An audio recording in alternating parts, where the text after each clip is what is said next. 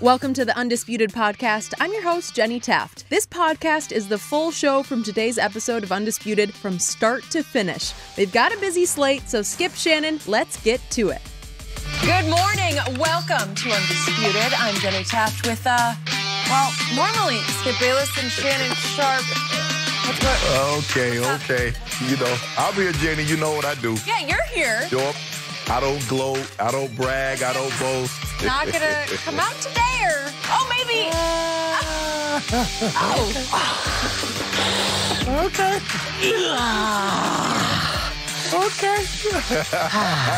What an Enjoy. entrance, Skip. Now you won a game. Sit down.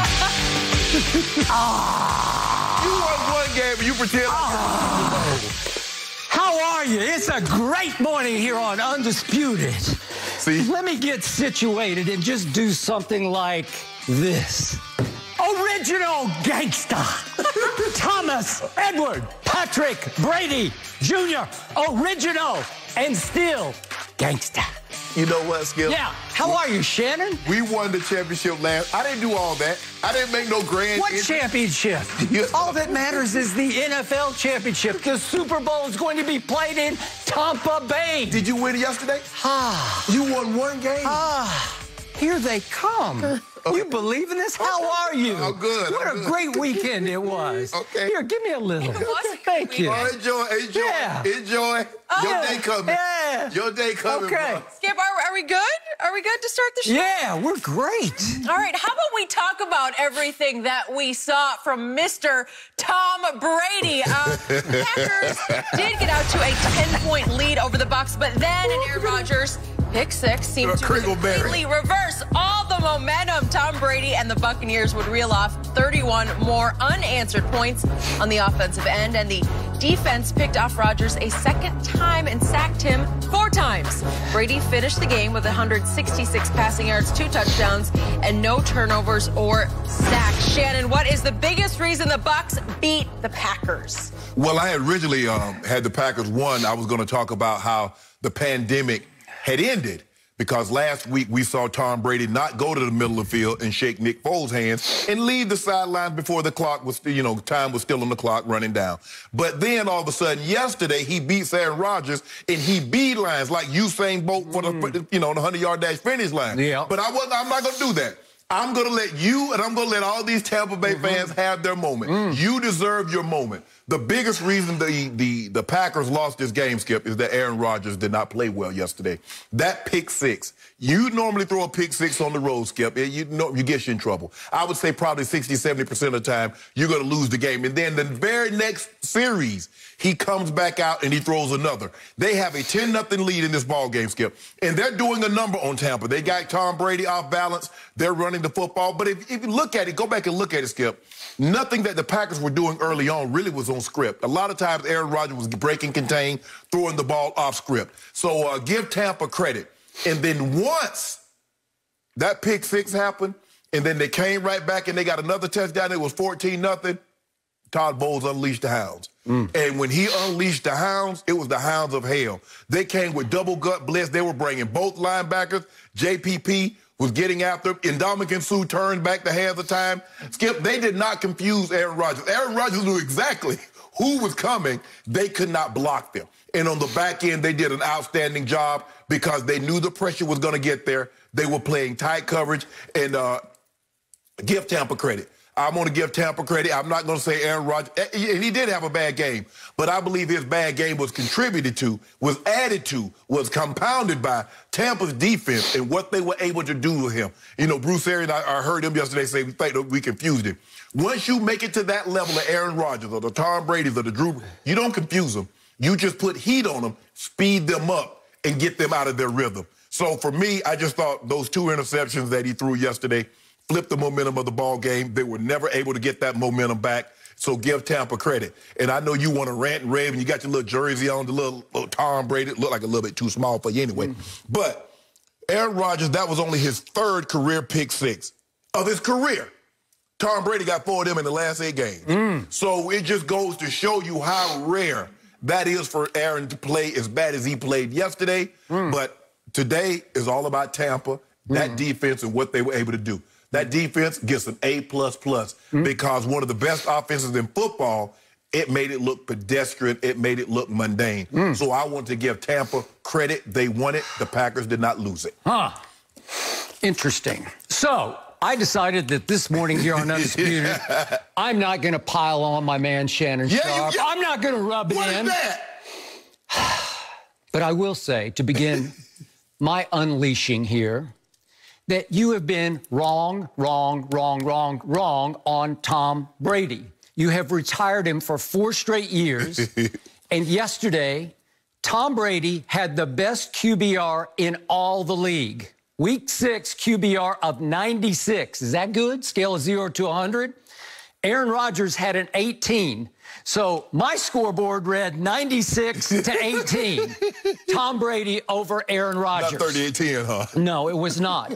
Although, if you ask Tom Brady today, this morning, hey, Tom, what down is it? He'd say, I think Green Bay's down 38 to 10. How about that?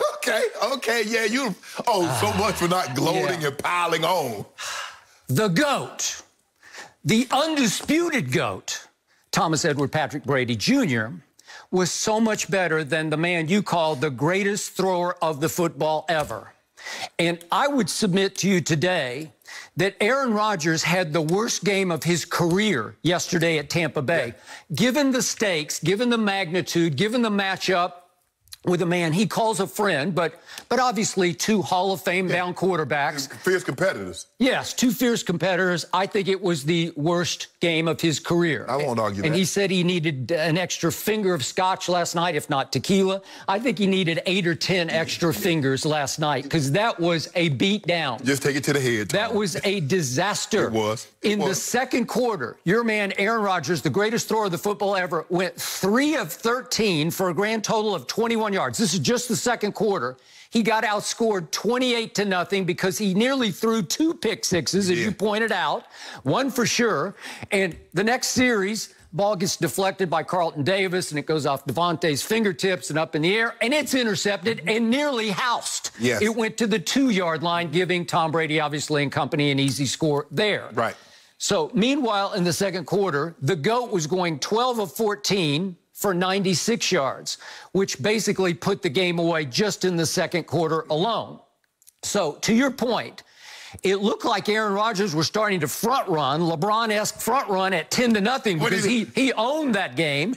And in the biggest shock of the season so far, Aaron Rodgers, after all the grief you have given my man Tom Brady about pick sixes, he just steps back, and there was a crosswind, and it was pretty stiff.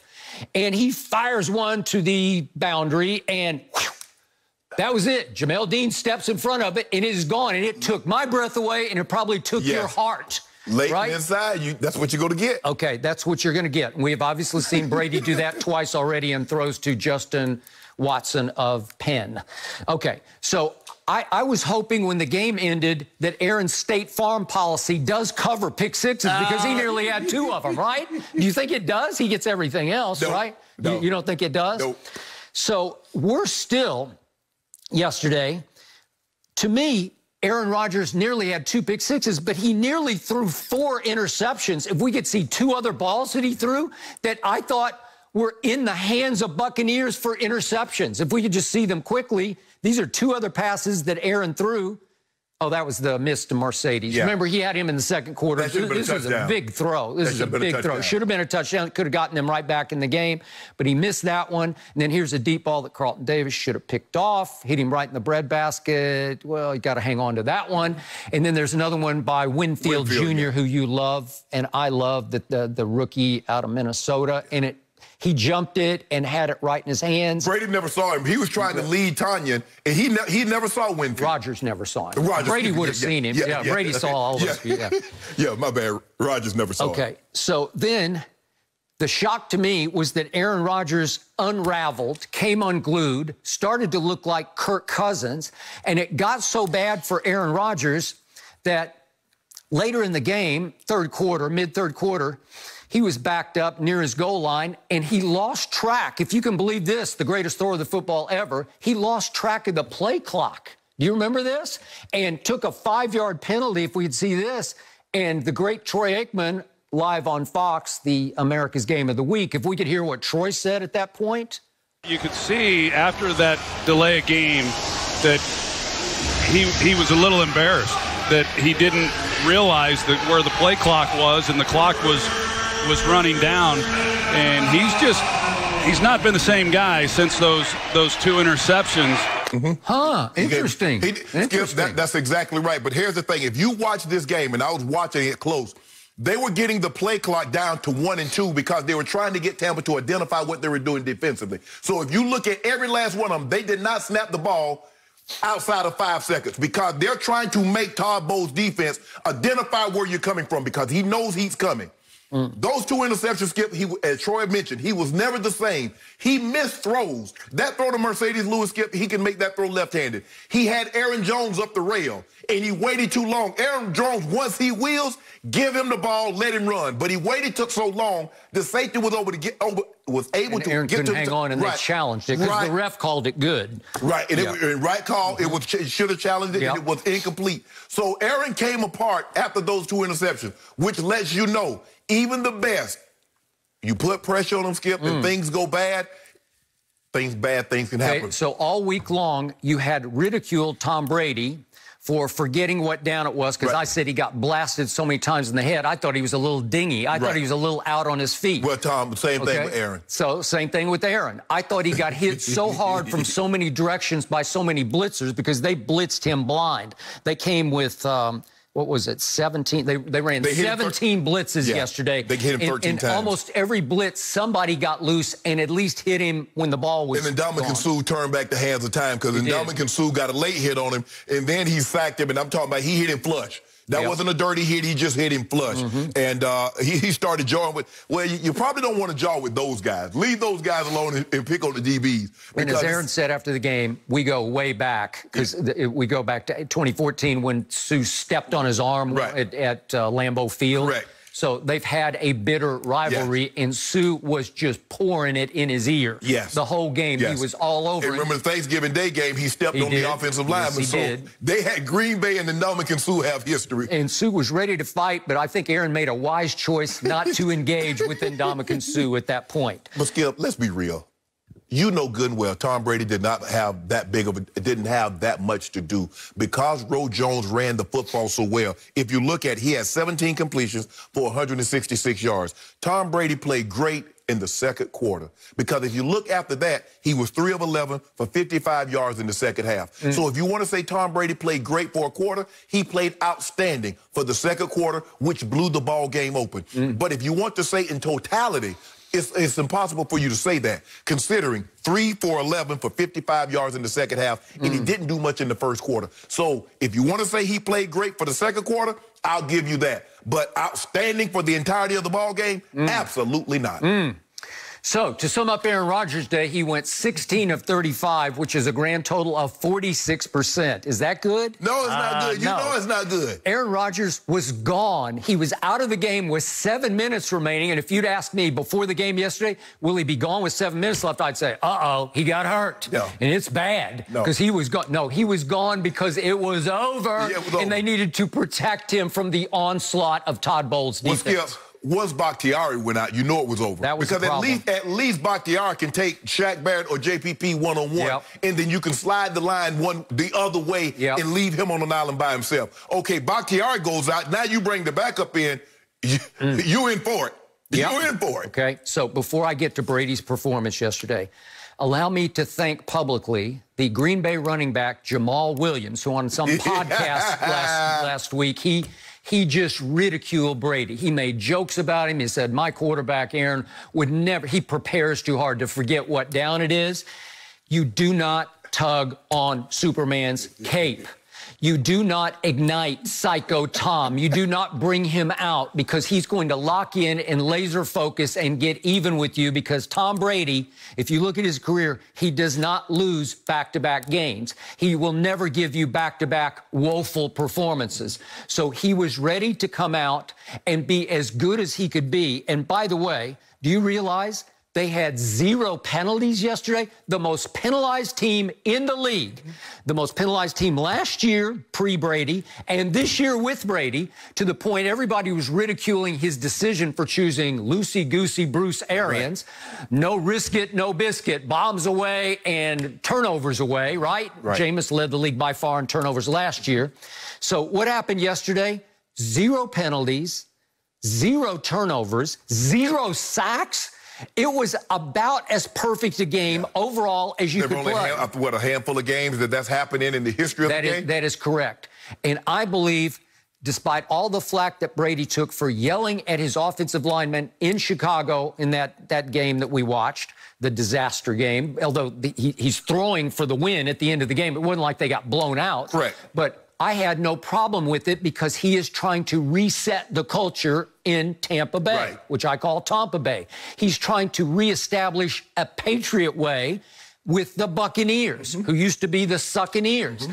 And maybe it's starting to take hold because, as Bruce Arians said after the game, he set a new level for us that we're now going to have to live up to. Well, I think the biggest thing is, Skip, is that when you look at Chicago, Chicago's got guys that can get home, and Green Bay never put Tampa to the test as far as putting pressure on Tom Brady. Yep. The Smith brothers, Kenny Clark, who came back off of injury, they never tested him. They never got close to him. They never put him on the ground where the offensive lineman felt that we need to hold or they're going to hit our quarterback.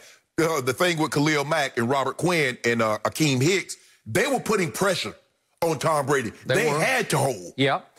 So I told you on Friday that Aaron Rodgers so far this year, under fire, under pressure, however you define that, with people about to hit him, he was 29% completions, which was worst in the league. But the problem was, or the point was, he hadn't been under pressure much this whole year. And it's one thing playing against Atlanta at home and quite another to play against Todd Bowles' defense in Tampa. It was 88 degrees. It was almost 50% humidity. It was a long, hot day for that. Obviously, for the Green Bay offensive line. You mentioned it. Tampa hit him 13 times, and coming into the game, Rodgers had only been hit 9 times on 4 games. There you go. And if you look at, they punted 7 times yesterday. He had punted 7 times in the previous 4 games. So it just lets you know just how dominant Tampa's defense was. And let me tell you something about those linebackers. Levante David and White. When they come running backs, you better step up. They're not looking to swim you. They are dropping the hammer, and they're going to sit you in the quarterback's lap if you do not meet them in a gap. So if you think you can just stand there, embrace, and take them on, you cannot. They are running through people. They are, that might be the best duo in football, inside linebacker. They come. They cover a lot of ground. They get there. They're sudden. They're impactful. Man, they're better. I also told you Friday, Pro Football Focus ranked that defense #1 in football going into this week. I can see why. Okay? And they ranked the coverage unit #1. And in sacks, they were 4th in the league coming in. And now, I don't know what they are at the end, but they're probably close to 1st. And the thing is, when you when you do something like this, Skip, I remember watching the Ravens, and this when it was 2000. They're going to gain more and more confidence, and more confidence, and more confidence. And Brady's not going to have to score 30. They got 38 yesterday, Skip. This defense is about to take off.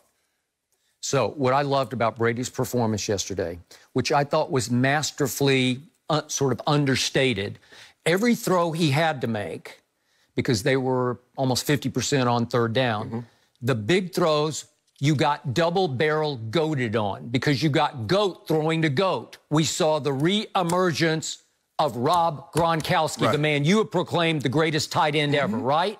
He caught 5 balls for 78 yards. Could we quickly just see those throws and catches by Rob Gronkowski? These were the game for Tampa Bay. There's the first one. It's a big gain. Here's the second one. This is just a screen pass, and I loved it that they actually, remember, Bruce Arians isn't a tight end guy. And here we go with this is a deeper throw. That was probably his best throw and best catch of the game. And here's the little fade route over the opposite shoulder. And Gronk had to do. I think the wind called that one. You do? I do. I thought. I don't know. It had to be there. It had to be on the outside shoulder. Gronk turned the wrong way and had to spin. Well, see, that's why I thought Gronk thought it was going to be a fade to the inside, and then I think the wind caught it. Because I don't think Gronk would have run the route like that. Okay, well, if you got 6'6" on 6 feet, guess who's going to get the ball if it's in reach, right? Exactly. And the guy, Skip, the thing is that the guy's playing inside leverage. And if we see that the guy's playing inside leverage, you run to the back pylon. The guy's playing outside leverage. You see a lot of times the guy throws the quick slant and he catches it for a touchdown because he has outside leverage. I thought Tom, like I said, for that second quarter, when the game, he took off. And they never looked back, and Green Bay had no answers for it. Defensively, offensively, give Tampa credit. This is not about what Green Bay didn't do. This was about what Tampa did do, and it made Green Bay look very, very average, and I don't believe they're an average football team. So is it possible that at age 43, Tom Brady with a 96 QBR yesterday could win once again his second NFC Offensive Player of the Week? Best QBR of the weekend so far. Now, Kyler plays Andy Dalton tonight on Monday night. He's not winning no QBR with no 166 yards passing. I don't know. He might. No, that ain't happening. He just might. That ain't happening. Kyler's the reigning player of the week. So is he going to light up my defense so hugely tonight that he'll be back-to-back NFC? Danny Dimes might win it. Danny Dimes? Danny Dimes, I don't think Danny Dimes is going to win it. There's also Andy Dalton. You never know about that. But here's my point to you. Do you realize that sometimes these things are meant to be, and all of a sudden the Tampa Bay Lightning win the Stanley Cup, and then wait a second, the Tampa Rays? It's the Tampa Bay Rays? Are those? Oh, they're in the World Series. Well, the Dodgers got to put Dodgers. Hey, LA, baby. Wow. Wait a second. Tampa Bay is celebrating. Could it be one of those Tampa years? Tampa is not celebrating anything else. Tampa hosts the Super Bowl. Is it possible? It is impossible. Is it possible? Dodgers got this. Dodgers, Mookie, Cody Bellinger, Turner, all the we good. No mercy. Tomorrow night, Game 1 of the World Series as rookie sensation Randy Arozarena leads the Rays against Mookie Betts and the Dodgers after a pair of wild 7-game championship series. Both teams have their sights set on the Fall Classic tomorrow, 7:30 Eastern, only on Fox.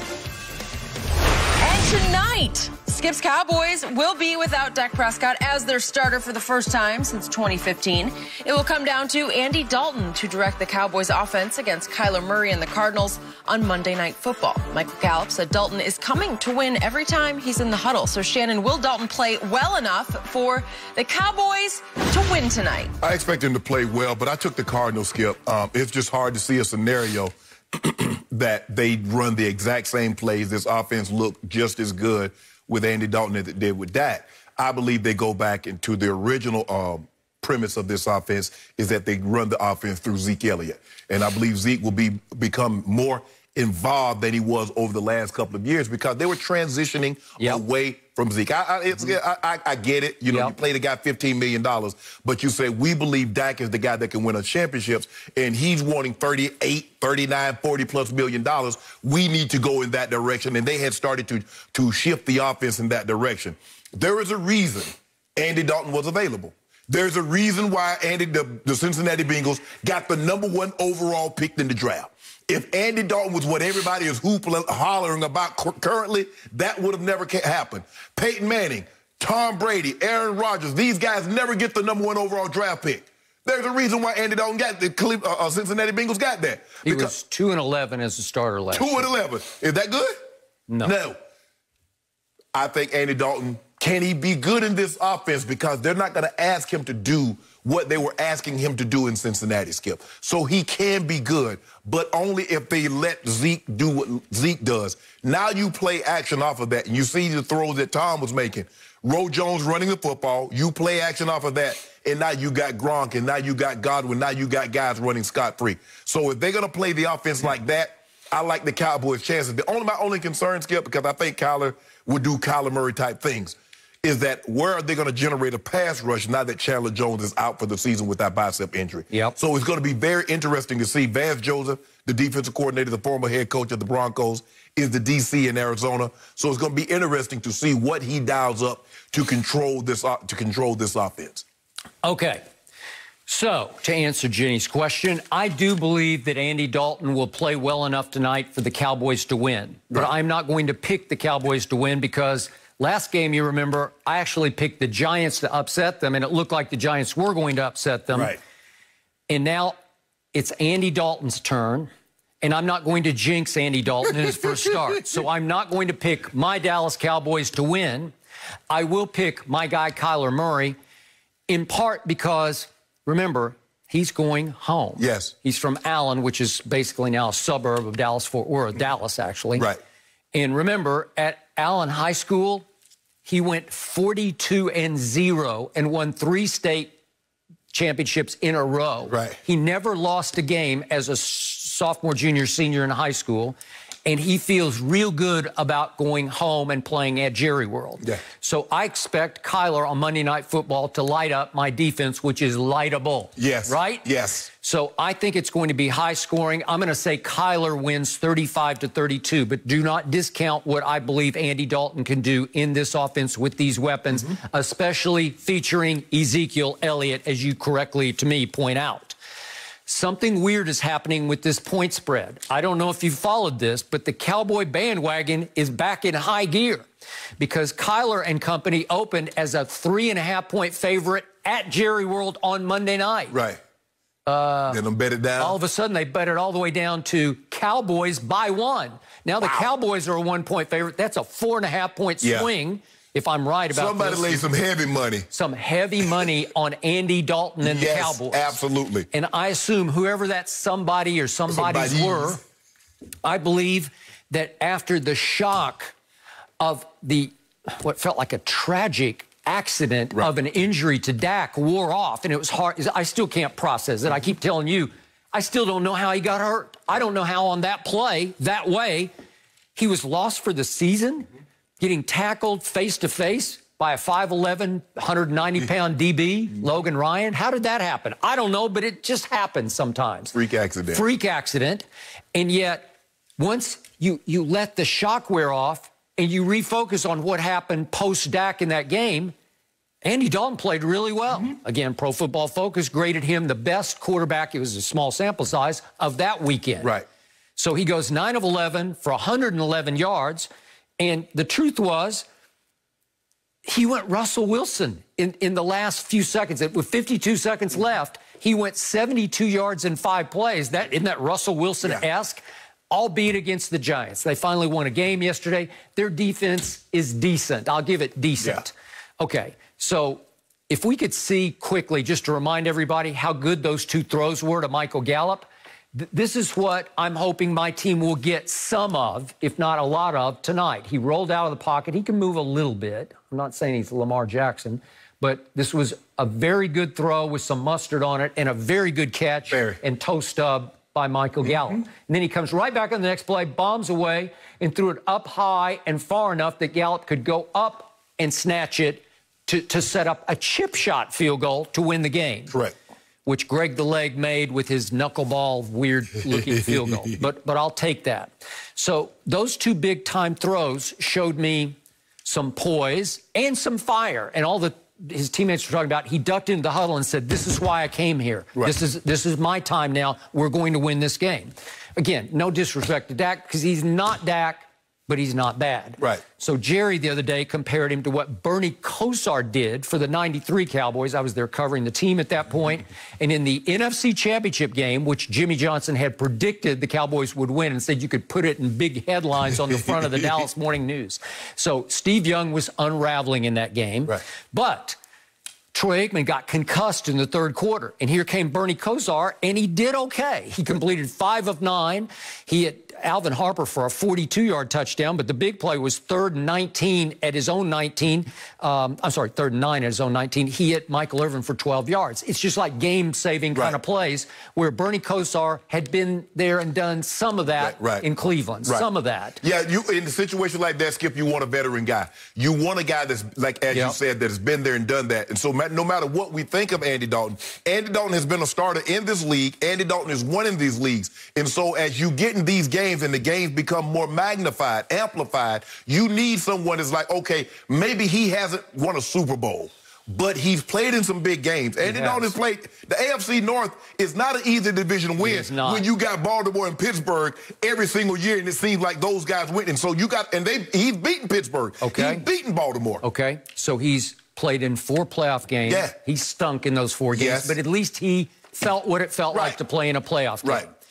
At least he was the MVP of the Rose Bowl as his TCU team was going 13-0 and beating Wisconsin in the Rose Bowl. I'm not saying it's end of the world kind of stuff, but it's not bad. Right. At least he made 3 Pro Bowls and in his first 5 years averaged winning 10 games a year versus a Bernie Kosar who made 1 Pro Bowl in his career and threw 124 touchdown passes. Listen, Andy Dalton's thrown 204. That's a lot. Right. 204 to 118 interceptions. Not bad. Right. And feels almost meant to be because remember, Cincinnati went to the deadline thinking, are we going to go with Andy Dalton as our interim, sort of placeholder starter while Joe Burrow figures it out? Right. And at the last second, they decided, no, let's throw the kid in the fire. Yeah. He's a tough kid. He's mature for his age. You know, as cheap as Mike Brown is, he was not going to pay no $18 million for a guy to be a placeholder. But it happened late. It did. And all of a sudden, Andy Dalton had no landing spot except Dallas? Right. Really? And plus, Skip, we'll potentially make people think that we're going to hold on to him, and then maybe you'll come in and offer us a 5th, 6th round, 7th round draft pick. Do you remember what Jerry had just done right before they signed Andy Dalton? They gave Cooper Rush $2 million, right? 2.1.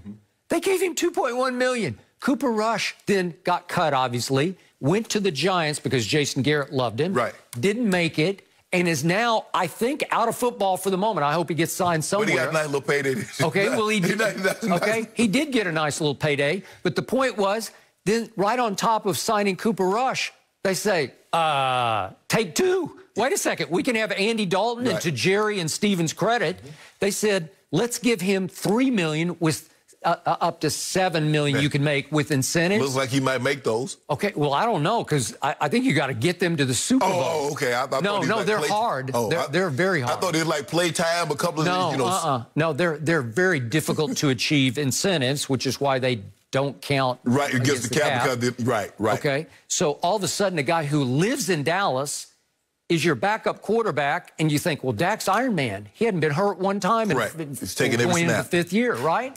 And freak accident happened, and all of a sudden, Andy Dalton, you're on.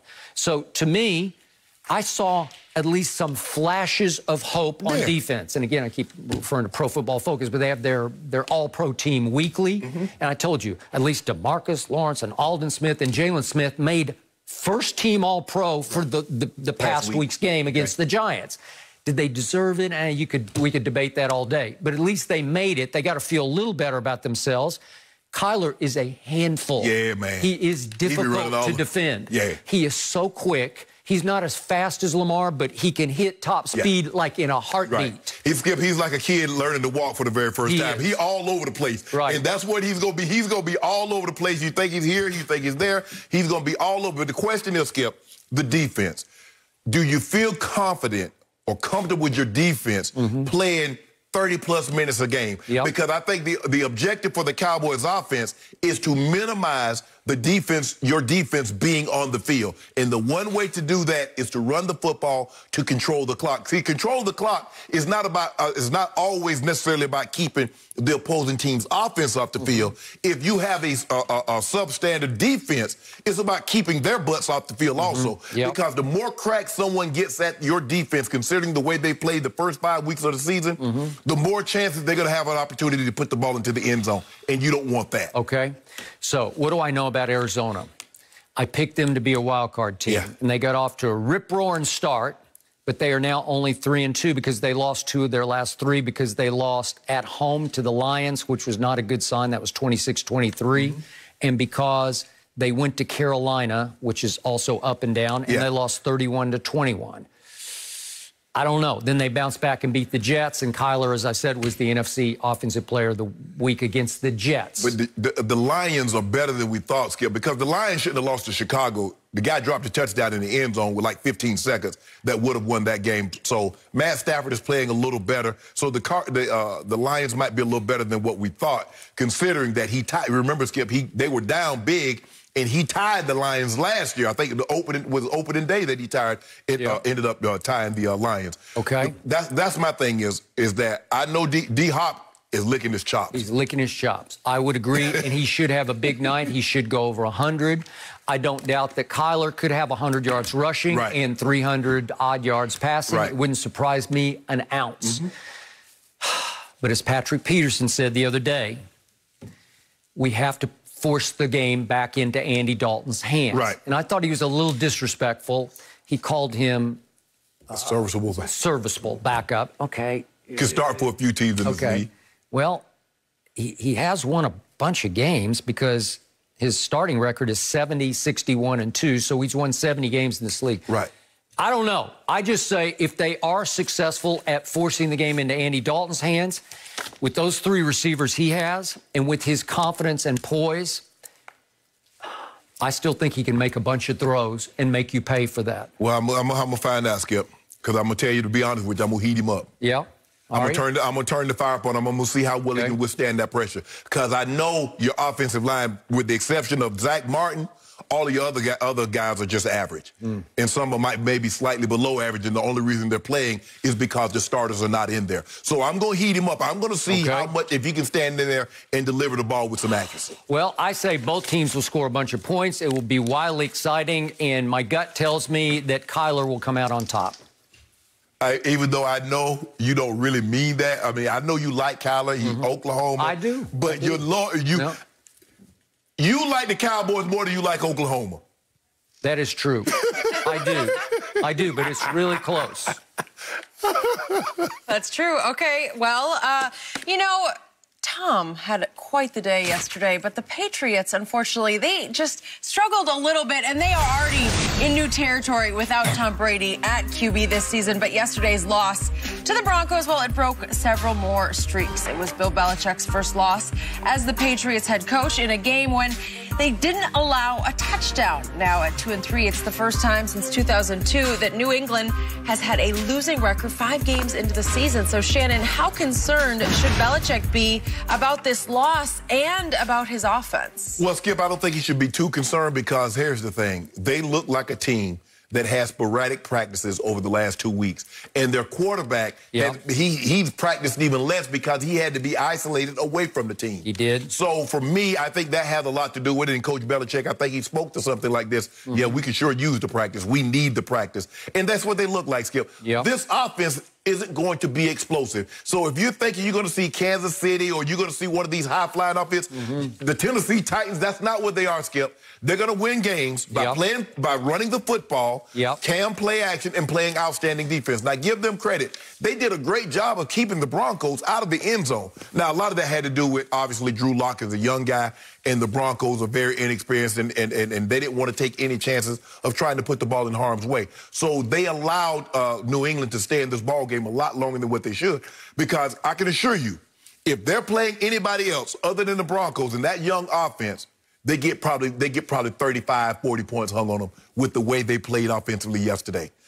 So with that being said, Skip, I'm not overly concerned, because I think they go back. It's going to be interesting to see, are they opening up the facility? Are they going to be able to practice? There's a reason why teams practice, Skip. You just don't show it like, okay, I'll see you Sunday and just go play football. You need practice. And if you look at it, and for whatever reason, you can look at defenses are struggling this year to stop, because the scoring has been off the chain, Skip. I mean, I didn't expect, obviously, I thought the offense would be a little lagging behind, but that's not the case. The offenses are ahead of the defense, and we normally see defenses ahead of the offense. But to see New England struggle the way they did, considering how they looked against Miami, look at Miami, how they're playing. Look how they looked against Seattle, and they put up, 30-plus points against Seattle, and Cam was almost 400 yards passing.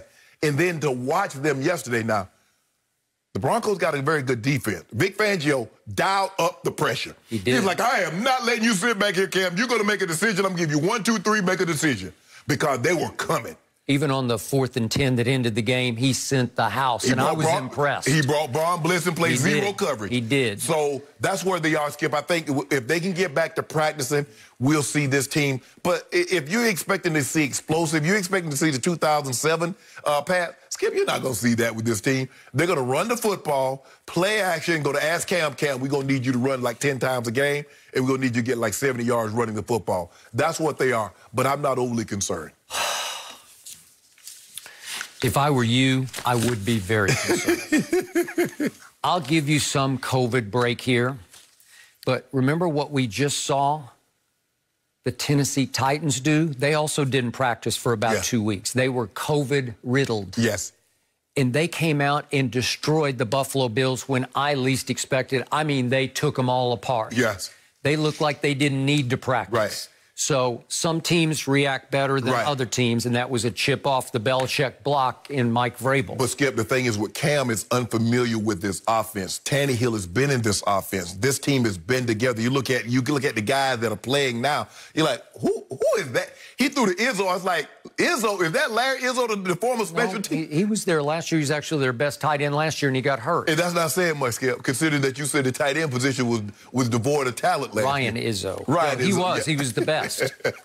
So, speaking of devoid of talent, Cam's wideouts yesterday caught a grand total of 62 yards of passes. That's not good. Somewhere in Tampa, Tom Brady is stroking his chin saying, I told you so. Yeah, that's what he said. Because that's what he was stuck with last year. They added Damiere Byrd from Arizona, about their fifth-string receiver in Arizona, to the mix, but it's not a very good mix. Right. And in the last drive, they had to resort to 2 trick plays featuring Julian Edelman, and then one throw Edelman threw it to Cam to move the football and at least get it into position to make the game interesting. So the shocker to me was when I read that this was the first time in the era of the Belichick coach Patriots that the team didn't win the game when not allowing a touchdown.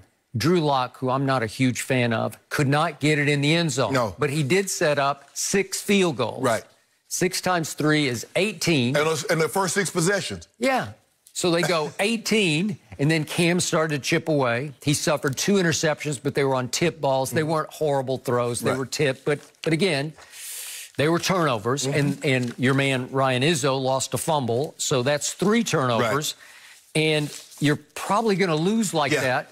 And you're not going to be able to score more than the number Tom Brady used to wear for New England, which is 12. Yeah, and the thing is, I was surprised that over the last 5 years that they had such a losing record when losing at the half. You would think, man, Tom make all these comebacks, but they struggle when they don't have the lead at the half. And they struggle. I mean, they look bad. The first time I was like, damn, pass look really bad, Skip. That was pathetic. And the thing is, with that offense, Skip, you can't fall behind like that. Nope. Because they don't have anybody that can go get you an explosive play. They don't have nobody that can rear back, throw it, and go 80 yards. Yep. That's not what everything's going to be nickel and dime. Run, play action, shallow cross to Julian Edelman, the comeback route to N'Keal Harry, swing pass to James White. Which worked a couple times. But, Skip, you're not good, Skip. You fall behind by 15 points, and to have to do all that, it's going to take too much time. So here came a 1-3 Denver, the team you played for the most part, and they were ranked 14th in points allowed, kind of middle of the pack. But I agree, Fangio will get them ready. Whatever he has to work with on defense, because there's no Von Miller, right? No. And there's no Jarrell Casey, right? So you've lost your 2 best pass rushers. Whatever he had to work with, I figured he would coach them up and have them ready as he could to play defense. Right. And he did. Yes. And they pulled off an 18-12. They stole it. 18-12. You did. And I think this would be a tough Monday. I'd like to be listening to those New England talk shows up in Boston right now, because this would be a tough day to be a Patriot fan after what you had to watch Brady do to Rodgers. Again, no interceptions, no fumbles lost, no turnovers, no penalties, and no sacks. Wow. And a QBR of 96 against Aaron Rodgers and a team that you thought was one of the top 2 teams in the NFC. Yeah, I would have put them number 1 in the NFC. Okay. So that was impressive, and this was the flip side. This was just ugly. Yeah, but I think, Skip, the radio shows and I think the fans understand that, look, we're not the 2000, between 2001 and 2019, we're not those Patriots. Whew. And you're probably not going to ever be those Patriots again. Okay. So I look down the schedule, and I see 2 remaining games against the Jets, and those are the only 2 locks that I will give you for this Patriot team, because Jimmy G has a little homecoming after a game last night, which I thought he looked pretty good. I know Kyle Shanahan called a great game. And they minimized his, because think about it, Skip, on 3rd and 7, they took the ball out of Jimmy G's hands and put it in Deebo Samuel's stomach. The clincher play. Yes. That was a heck of a call. And you want to talk about a run. The first touchdown, what happened? Debo Samuels. Yep. He got him down there, Skip. They thought they had him down, and he broke it. So, and Mostert got hurt. He did. He was getting 5-6 yards a clip. He was. So if they can run the football and minimize Jimmy G just dropping back and throwing it, San Francisco built, but give San Fran defense credit, too. Okay. Denver had 135 yards rushing at New England. Yes. Can San Francisco get 135? Yeah, absolutely. They probably can. Yes.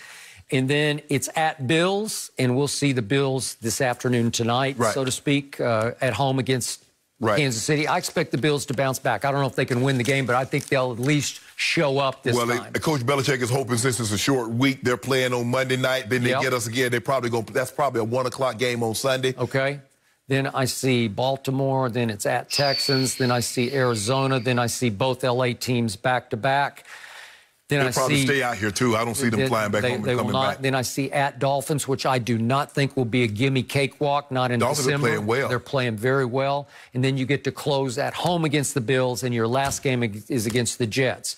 But I can see a bunch of losses left on this slate. Yeah, they let a couple get away. That Seattle game and the Bronco game yesterday, those are the games you look back on. We were right there. We should have won those games. So I can't remember. Did you give up on the bet? I did. You know I did. I couldn't remember. You don't have to mention that. You're always wishy-washy about it. And you said, well, I didn't really give up on it. So officially you gave up. I gave up. Okay, because it was for 5, but I reduced it. I'll let you give you an out for 2. Okay, got it.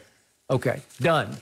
You just feeling good. You feeling generous. You feeling magnanimous today. You come out here, you little Tom Brady jersey. You out here preening around and everything. But your day coming, Skip. Your day is coming. Jenny, I got to just give me one last second here. Sure. You did call me on something that you said 2 years ago. I bet you 50 cases that LeBron 2019. Yeah. 2019. Yeah. Okay. So I didn't know if you actually accepted the bet, but I'm told by our producer, Azzy, that you did accept the bet. Yeah. Okay, well, did you forget that you lost another bet to me for $1 billion? And I accepted the bet, and you lost it immediately. I wrote you a check. I covered it. You did not write me a check.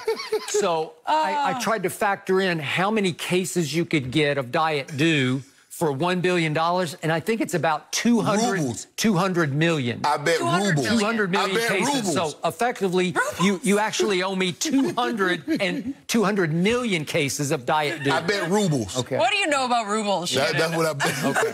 Just for the record. So we're just going to leave it at that? Are we settled? He don't want to pay my due. I got 50 cases. So let's see. Minus the 2 cases. So I'm up actually 8 cases of due. Are you? What about the $1 billion? Full-time. I mean, you owe me 8 cases of due. I owe you $1 billion. Yeah. Okay. I think I can pay off the 8. While you're at it. No mercy. Tom Brady finished with a clean game yesterday, not turning the ball over or getting sacked in the 38-10 win over Aaron Rodgers and the Packers. Brady finished the game with 166 yards through the air and a pair of touchdowns to go along with a passer rating that was just a tick below 105. So, Shannon, can you give Brady a letter grade for me, please? Let's give my game a C. A C? A C. Well, wait a second. Whoa. You gave Tom Brady for completely outplaying Aaron Rodgers? 96 QBR to 18 QBR, a C? He got a C. He played great for 1 quarter. Skip, in the second quarter, he was 12 of 14 for 96 yards. But in the other 3 quarters, he was 5 of 13 for 70 yards. Is that good? Yeah, pretty good, actually. Really? It's what needed to be done. Did he throw 2 touchdowns? No, whoa. Did he throw any pick sixes like Aaron threw 2? Hold on. No. I said he played great for 1 quarter. The second quarter, he was 12 of 14 for 96 yards. Well, how about the totality? How about 17 of 27? Okay. Is that good? Yeah. 17-27 is good. Yeah, 166 yards. Yeah. No, you asked me how Tom Brady played, not the team.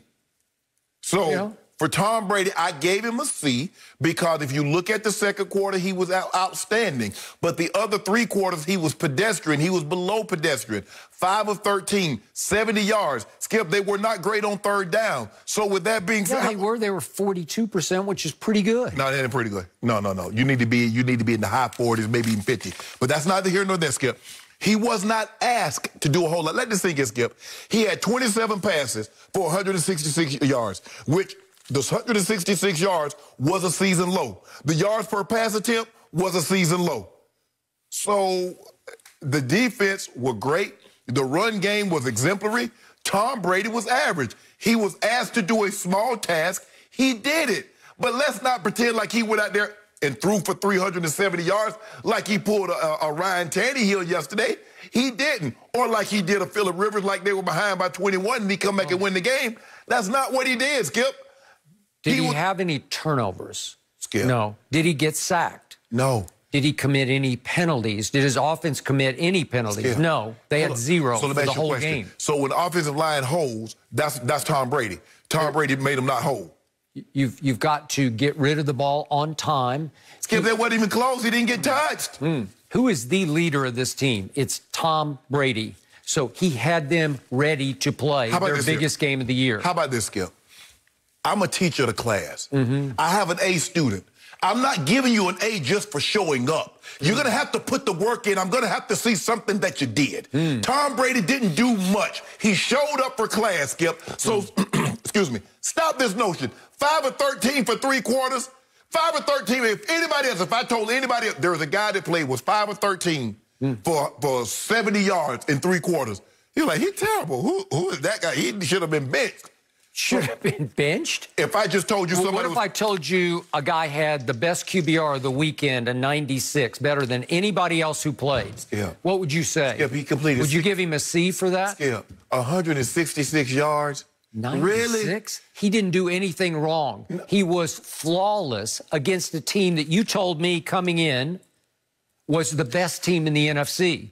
You told me that this defense would be all over him, that the Smith brothers would just devour him and spit him out. I thought they would pressure him better than what they did, and they did not. So you've told me that he's senile, that he's a washed-up, noodle-armed quarterback. I didn't say senile. So for senile, washed-up, noodle-armed, at age 43, to go 17 of 27 for 166, 2 touchdowns, no interceptions, no penalties, no sacks, no nothing.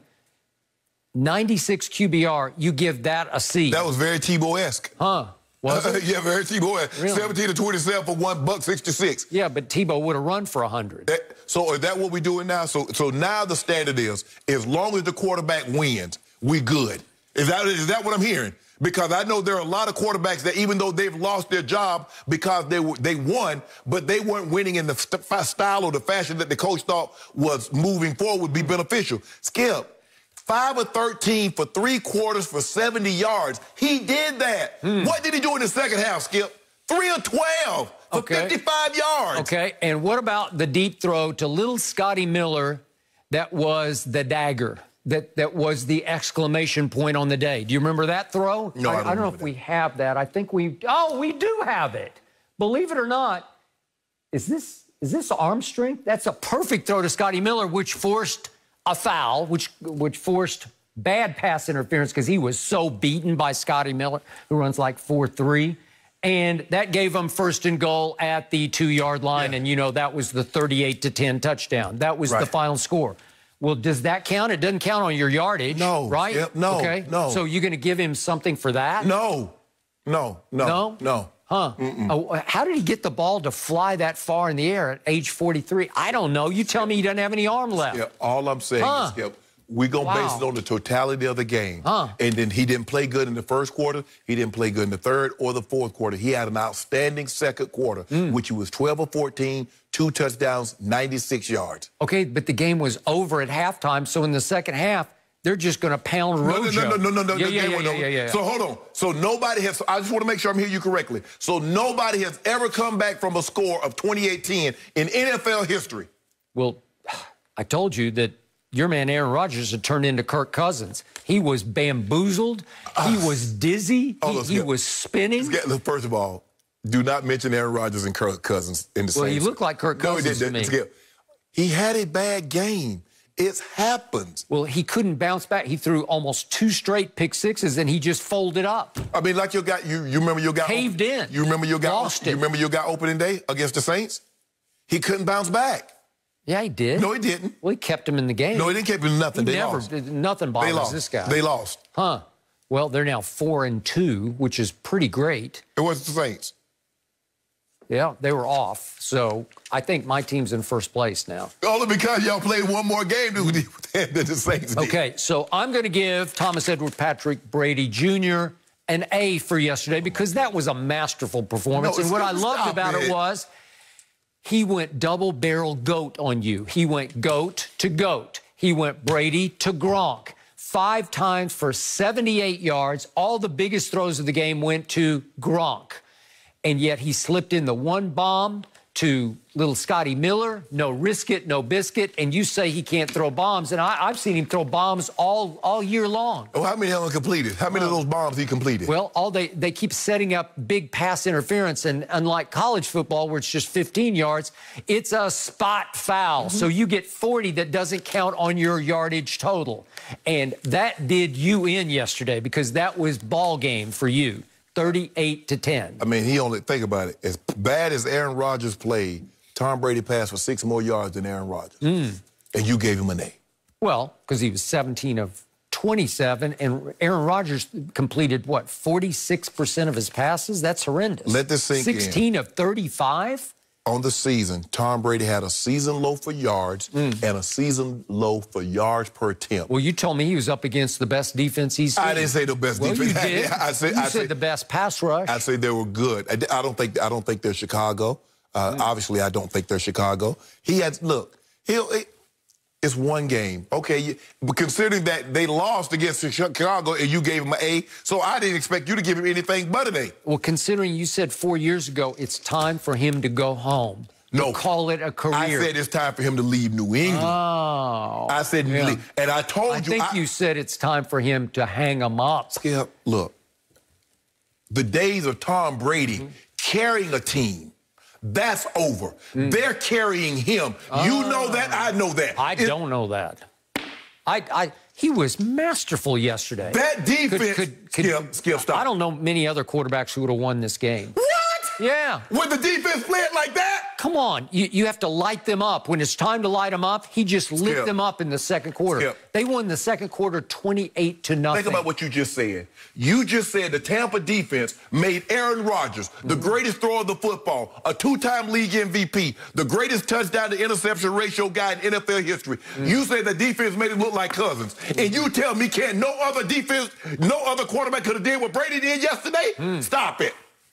Whew. Thrown to the GOAT tight end? Think about the degree of difficulty. You said he's washed up. You said it a number of times on this show. It was one game. You've called him a spaghetti arm. It's one game.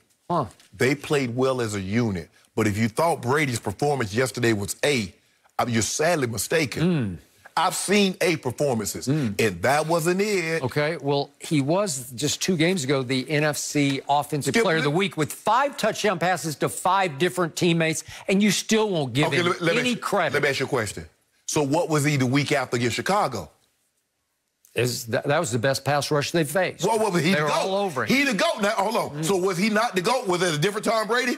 Did he have on 12? Was that Tom Brady? Thomas Edward Patrick Brady Jr.? Well, what about the faux GOAT yesterday? Once you see him under fire, Brady's better under fire than Aaron Rodgers ever thought about being. First of all, the real GOAT had the trophy, the Larry O'Brien trophy in Vegas, walking around the streets, walking around the strip in Vegas. That's what the GOAT had. Jordan was in Vegas? No, Jordan. I ain't talking about no Jordan. I'm talking about the one that's smoking on them cigars, the great sticks. Boy, he was in Vegas. You know, they're not good for you. He was. Oh, look, hey. My guy's going in the year 18. Well, actually, theoretically, they should say year 19 because last year bled into this year. So it should be year 19. Well, it sure looks like Brady is playing at least as well as LeBron has been playing. Skip, if you don't stop this foolishness, you know good and well. 43 years of age? Skip, the man just averaged 30, 12, and 9 for an NBA Finals game. Really, Skip? Well, you want to talk about the easiest path to a ring? Unlike the other L.A. team that plays baseball has had a tough path to a ring. Really, Skip? Well, how about Braves? How about Tampa? Those are really good teams. So now we have the 2 best teams in baseball meeting for the championship of baseball. And unfortunately, in basketball, we did not have that. Because this is what happens when you have the teams live up to what they were and the expectations. The Rays and the Dodgers were the best teams in the shortened season, the 60 games, those were the two best teams. They were. And so when you have teams that meet the expectations and not talk about it, you didn't see Kershaw taking those shots at Snell. You didn't see nobody taking shots at somebody else, talking about Kawhi Town. It's abandoned. You see what happened? Ever since he said that, you look what happened. 2020 has been a disaster, thanks to him. And now he talking about he need a point guard. Now he's quietly seething. Quietly I hear about he being selfish. You don't want to talk about that, but we're going to talk about it next year. They're going to come a point in time, we're going to have to address Mr. Leonard. LeBron better be careful in Vegas. Well, for what? He's riding high. Yeah, man. You know, you can get in trouble. He ain't going to get no trouble. He ain't going to get no trouble. We got that trophy. Yeah. Hey, excuse, come on in, sir. We champs. I should be right there with you. I should be the 5 horsemen. We should be celebrating. Yep. Me, Randy, Mal, Rich, and Braun. You should have been there yesterday, and you wouldn't have to watch this disaster for your man Aaron Rodgers. Did you get the invite? It was a disaster. It was. Thank you. I'm feeling good because Aaron Rodgers got to throw the hand up a touchdown. He hit that McCrinkleberry on him. No mercy. On his way to a 30-28 win over the Eagles, Lamar Jackson picked up his 8th double-triple game of his career, rushing for 108 yards and passing for another 186. Lamar is now tied with Michael Vick for the most double-triple games in NFL history. We're now joined by Fox Sports NFL analyst Michael Vick. Mike, good to have you with us this morning. So I think we should start with you. Could you compare where Lamar is in his 3rd year to where you were in your 3rd year? Let me just start off by saying this. I got Cam coming for my all-time rushing title. Lamar getting a double-triple every other week, it seems like. And in about another year or so, all my records will be obsolete. So let me just put that out there.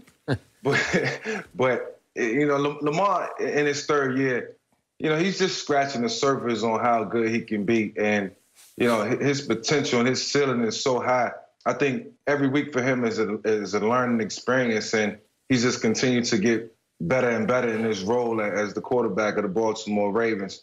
But when I think about my 3rd year, even though I was sidelined and injured with a broken ankle, I was challenged by Dan Reeves to learn to match fronts with coverages. And even though I wasn't getting the physical reps, I was getting all the mental reps.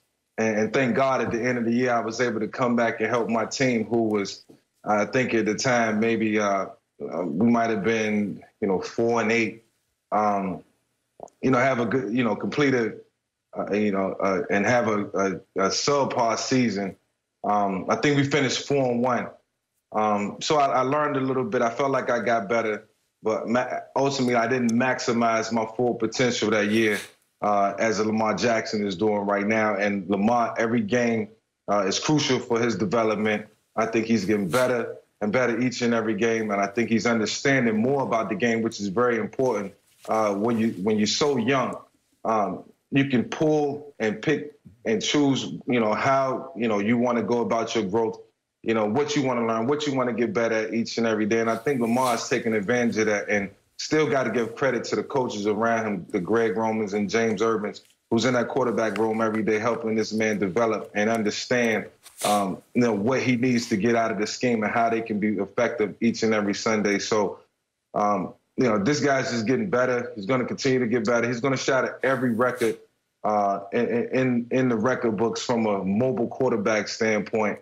So Cam and I, we really going to have to look out if Lamar can stay healthy. I'm gonna give Lamar an A, because Lamar was 16 of 27 for 186 yards and a touchdown. Because I know somebody got an A, Mike Vick. That's funny. Skip. Yeah. What did I do? What am I talking? What? What? Skip. Guys, look, Lamar, there's no question about his legs. He's probably going to be a guy, Mike, and as you mentioned, if he can stay healthy, he's probably going to rush for 7,000 to 8,000 yards for a quarterback, and I don't believe that's going to be touched anytime soon. But in order for the Ravens to take the next step, he's going to have to become more proficient at throwing the football. And if we look at him come playoff time, Mike, it's always that aspect of his game that lets him down. He runs himself into a lot of problems when he doesn't have to run out of the pocket. Sometimes you need to step up, but it seems to me he's always looking to belly and either get left or get right. But the problem is with that, Mike, and you know this, playing the quarterback position, when you scramble to one side of the field, you've already reduced the other side of the field because you're not going to throw it all the way back across the field.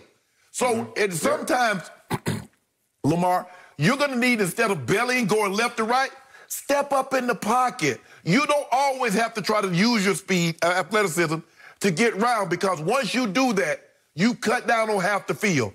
He can still get better. That's the aspect of the game I would like to see him get better at. And there are throws that you see him make, like, okay. And then you come back the next time, like, bruh, just slow it down. You got more time. I like to look at it like this. When you're on television and you're reading the prompter, the lady would always tell me, Shannon, you have more time than you think. Slow down, Lamar. You have more time than you think. Just slow it down. In order for the Ravens to get to where they need to be, he's going to have to become more proficient at throwing the football because his legs are there. He's a GOAT player with his leg. Now, if he can just get 70, 80% of that throwing to get with those legs, the Ravens are going to be tough to deal with. You want to respond, Michael? Yeah, in regards to what Shannon just said, I was thinking, for one, durability is going to be so important for Lamar. But what I was excited about yesterday at, one juncture of the game, late in the game, when the Eagles went for the two-point conversion, and if they would have tied the game up, Lamar was going to have to go down the field in a 2-minute situation, and everything was going to have to come out, Shannon, the legs, the arm, because you just can't run. They wasn't going to let him just run down the field. Right. And run around the field and pick up first downs. Clock management was going to become important. Playing the sideline and getting, to the chains, getting to the sticks and getting out of bounds was going to play a huge factor. And I wanted to see Lamar in that moment just to see if he made that progression from last year, because, that's the elephant in the room for Lamar. Can you finish? Can you run the 2-minute drill? Can you run it effectively, be efficient, and move the chains while you're doing it? So I wanted to see that. It didn't come to that point, but hopefully we'll get to see that at some point this season. So, Michael Vick, I appreciate the humility with which you discuss this young man, because I know how much you like him, how much you've mentored him, how much you believe in him. And I love it. You're not at all threatened by him surpassing your records, because you've just sort of given up and given into it. This is just how good he's going to be. I want to defend what you had done at an early point in your career. You had gone to Lambeau Field and pulled off a win in a playoff game. And that's something Lamar has not yet done. Nobody's ever done that before. Hey, how great was that? And again, it wasn't like you threw for 1,000 yards, but you threw for 117 and ran for another, 64? And you won 27-7 at Lambeau in a playoff game. That was after which year? Your second year? Second year. Yeah, okay. So just to your credit, you did do that. Okay, to Shannon's point, I'm with Shannon on this one, because that's 4 straight games that Lamar has thrown for under 200 yards. And maybe that's sort of how he's going to win games, because for what it's worth, they're 5-1, and he's averaging 58 yards rushing a game, which is just 1 yard less than Kyler is at 59 yards a game. So he's 189 yards passing. But I want everybody to remember that as Michael Vick developed in this league, he had 12 games of 300-plus yards passing. He had 2 games, Michael Vick did, of 400-plus yards passing. I don't know if Lamar is capable of that. He is deadly accurate, as we saw. He only won the MVP last year. Unanimous. And he launched his year last year by throwing for 324 at the Dolphins. Miami. Okay, and they were woeful, but he shredded them. Okay, so just remember that back on November 15th of 2010 on Monday Night Football, Michael Vick just lit it up in a way I don't think anybody's ever lit it up on Monday Night Football. Do you remember that one, Shannon? Yes. No doubt. Lord have mercy. He threw for 333 and 4 touchdowns against Washington. It was at Washington. It was raining. Yeah, and he ran for another 80 on 8 carries. And he ran for 2 more touchdowns. So it's 6 touchdowns. Again, off-the-chart performance. So, Michael, can you see Lamar developing the ability to throw for 300 the way you did as your career began to mature? Skip, I'll say this. That was in the latter years of my career. That was late. I had Andy. Yep. Andy was a passing guru, and I was super excited to just know that I had him as a play caller, and the Philadelphia Eagles had my back at the time. So my motivation was just through the roof, and it came from so many different areas. You know, as I recollect back to when I was younger in Atlanta, I would love to try to go back and recount those days and see how many 300-yard passing games I had when I was running a West Coast system and just trying to cater to the system in whatever way I could. You know, the system wasn't for me. I did the best that I could.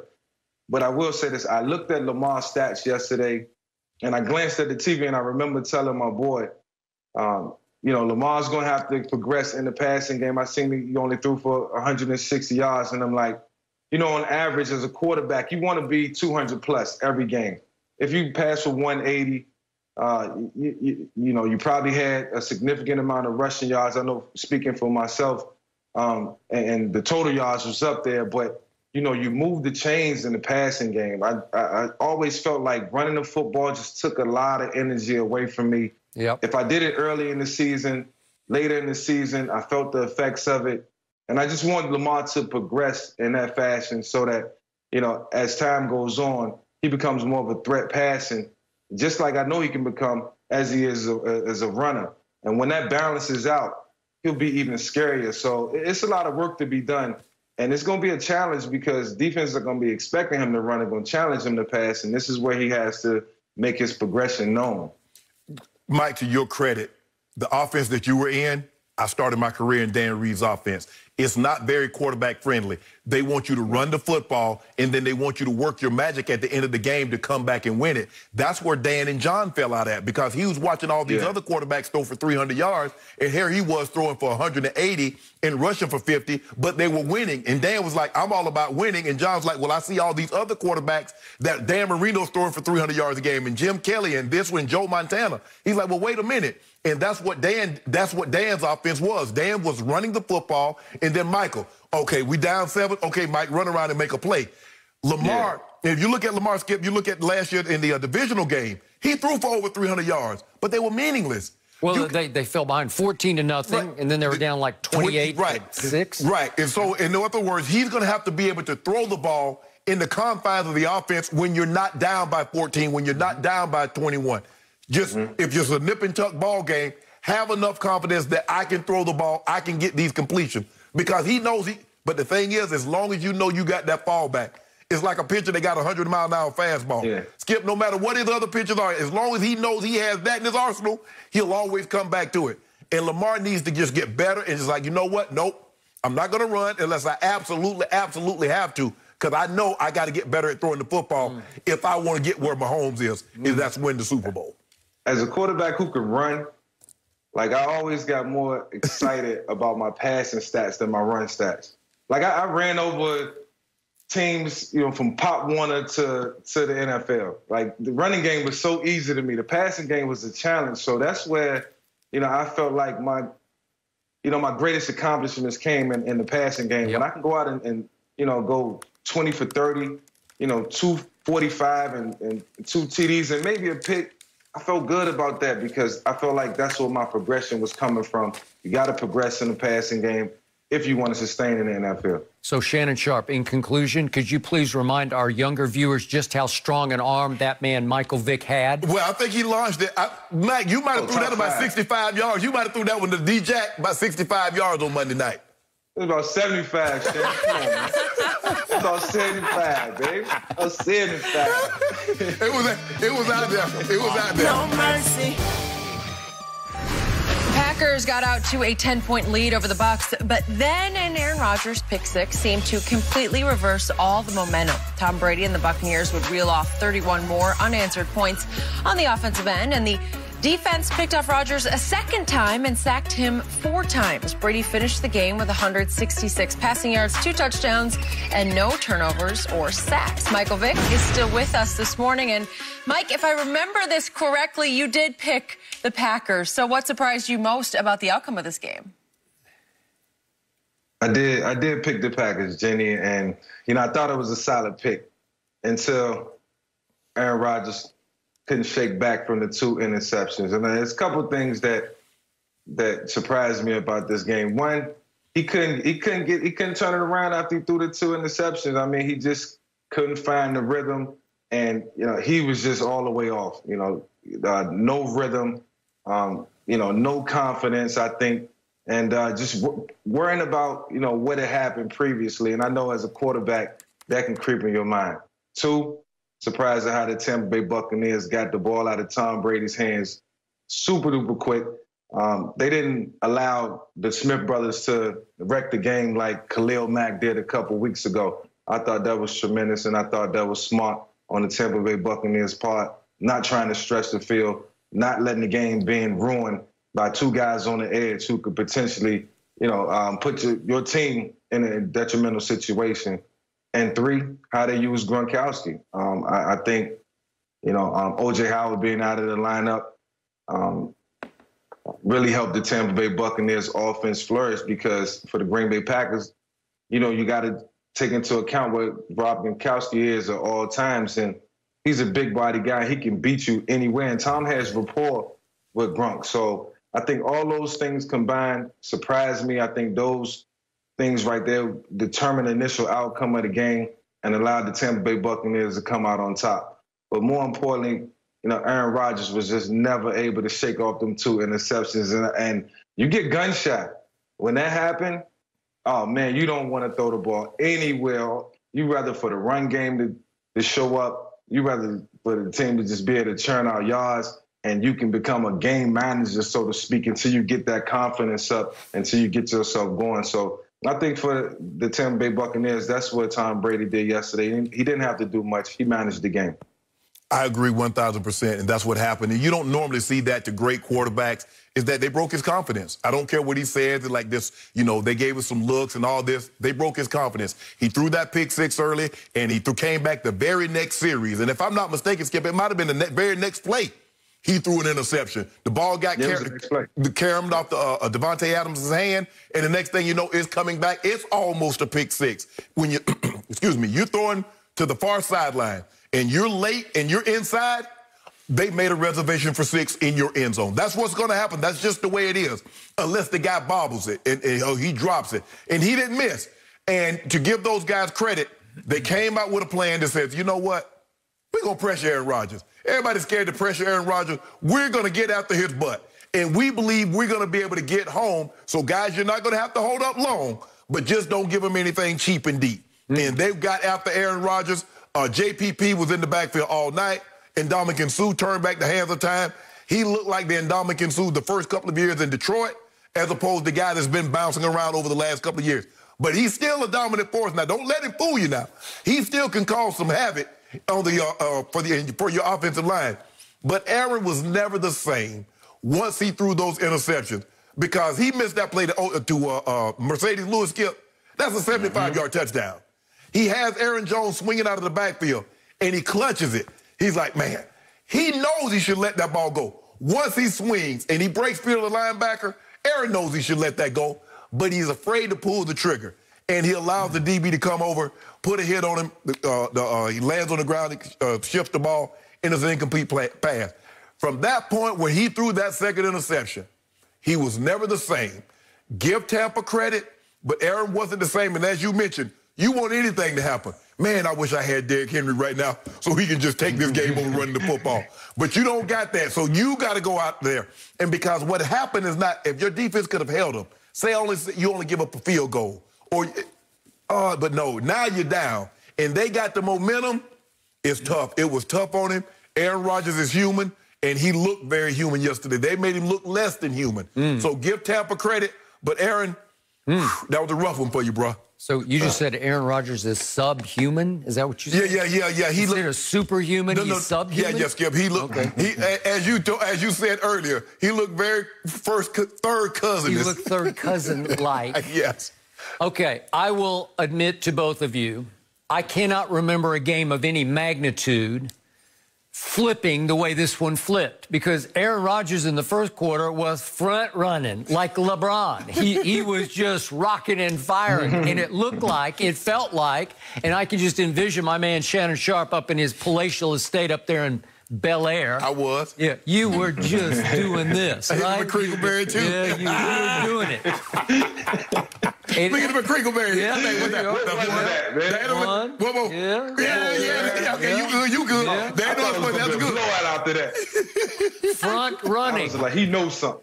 And I got to tell you, it took my breath away that suddenly he throws one a little bit against the wind to the boundary, and Jamel Dean just jumps the route and is housing. And I said, wait a second. Aaron Rodgers just threw a pick six, and before I could gather my wits about me, he came right back and nearly threw a second pick six. Yeah. And that was the guy that just had replaced Winfield Jr. because he had just went out to play before. That is correct. And then something happened that I did not think I would ever see. To both your points, Aaron Rodgers unraveled. He came completely unglued. He just lost it. He could not get his legs back underneath him to the point that he could get his equilibrium back. And Todd Bowles, as Shannon said earlier, just unleashed the hounds. And the more they blitzed 17 times, the worse he got. And I never thought I would see the day that Aaron Rodgers, in a pretty big game, would go the last 3 quarters of the game without scoring a point. And just in that second quarter alone, he went 3 of 13 for a grand total of 21 yards with the 2 picks. Meanwhile, the GOAT in the second quarter is going 12 of 14 for 96 yards and 2 touchdowns, and outscoring Aaron Rodgers 28-0 just in the second quarter. And that was ball game. And so Aaron winds up 16 of 35, which is a grand total of 46%, which is horrendously bad. And I never thought I'd see the day he was out of the game with 7 minutes left, not because he was injured, because he was done, and you got to protect him from the hounds, right? Well, I mean, if we'd have been up on you guys 38-0, we'd have come out. We're not like y'all. We don't do it like, try to get them cheap stats. It had to be the worst game of Aaron Rodgers' career, start to finish, all told. Yeah. Oh, yeah. I mean, right? I mean, after the celebration, I thought Aaron Rodgers knew something, but let me just tell you this. In 2011, I celebrated after a touchdown pass one time, and I told my younger daughter, she came up with this little eerie dance, and I was like, it's cool though, I'm gonna try it. You know, I'm not a guy who celebrates. I usually just spike the ball, but I'm gonna give this dance a shot. I did it, I perfected it.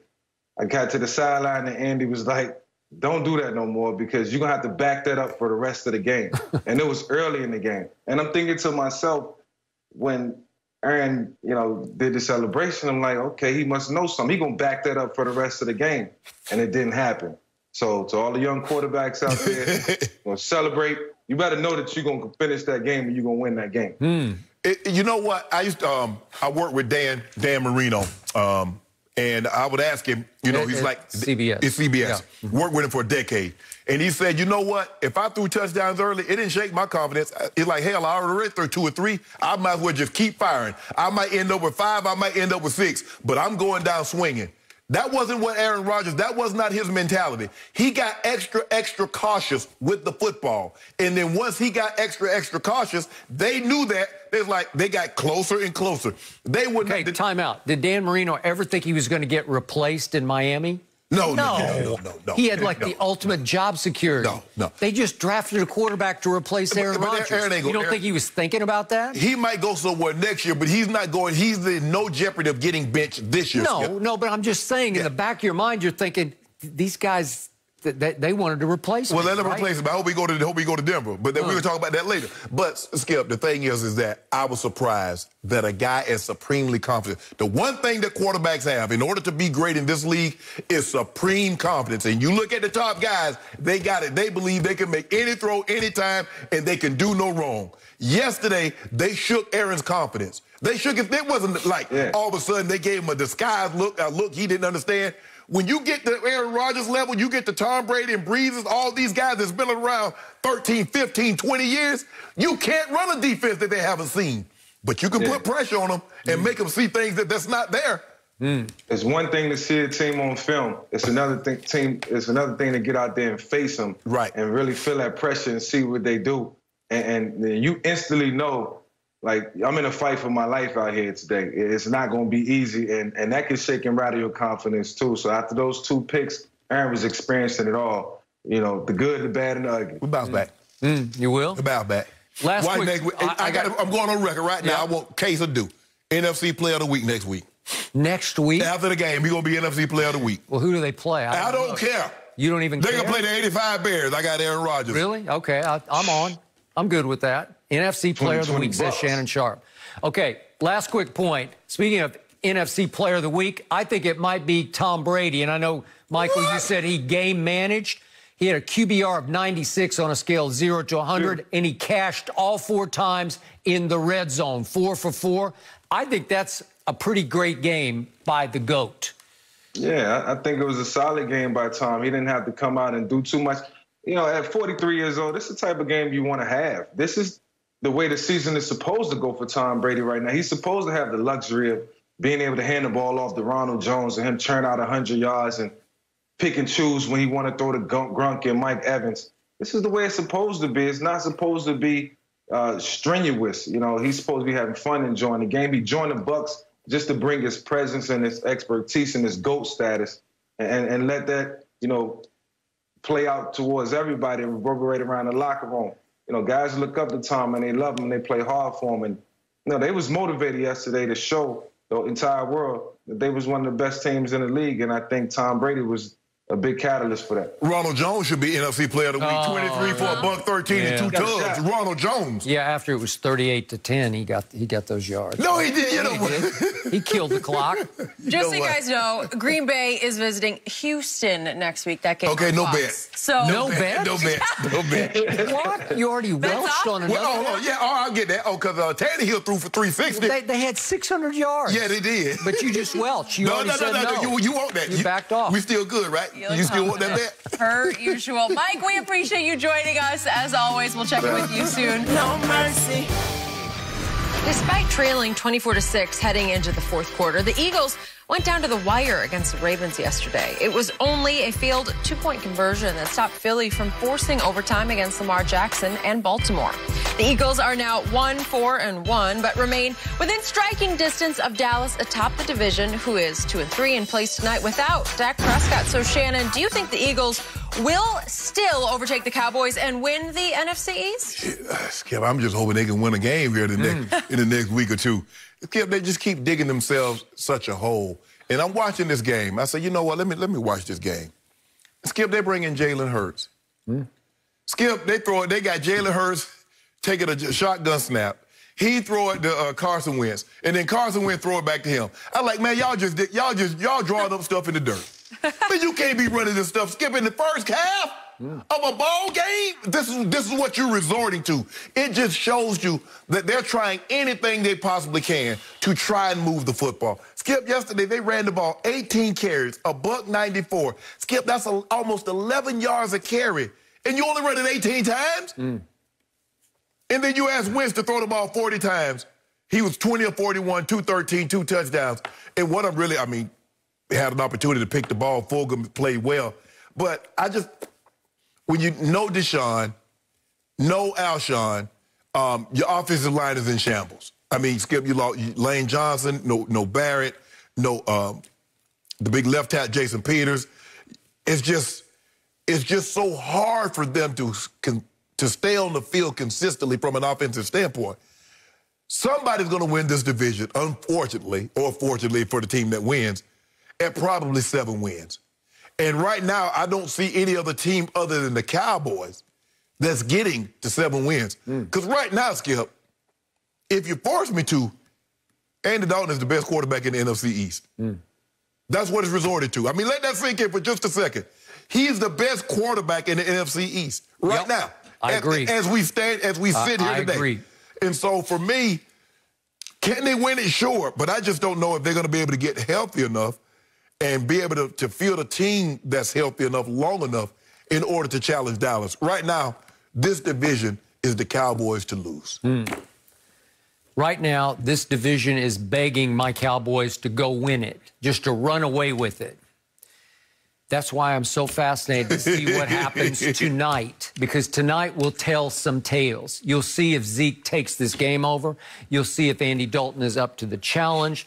If the game is forced into Andy Dalton's hands with those 3 weapons he has at wideout, those 3,000-yard possible receivers, potential Pro Bowl receivers, can he at least manage the game and win with those 3?